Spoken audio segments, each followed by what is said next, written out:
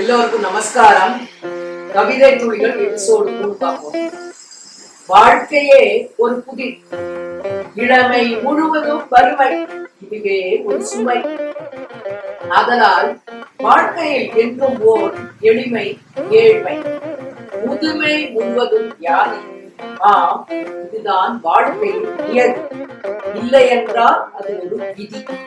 கையில் பணம் உள்ள போது அனுபவிக்கும் வயது இல்லை, அனுபவிக்கும் இளமை உள்ள போது கையில் பணமை. ஆகா, வாழ்க்கையே ஒரு புதுமை, ஒரு புரியாத புதிர்.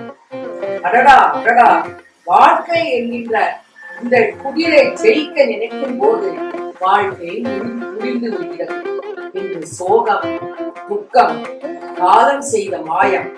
என்னே விந்தை, இதுவே உண்மை, இதுவே உண்மை. அதுதான் வாழ்க்கை தத்துவம். இன்னும் ஒரு கவிதை. மனதில் உறுதி வேண்டும். இதற்காக இன்னும் நமக்கு நிறைய சாதிப்பதற்கு மனதில் உறுதி வேண்டும். இதற்காக காரியங்களை பிரச்சனைகளை எதிர்கொள்வதற்கு மனதில் உறுதி வேண்டும். இதற்காக வாழ்க்கையில் எதிர்நீச்சல் போவதற்கு மனதில் உறுதி வேண்டும்.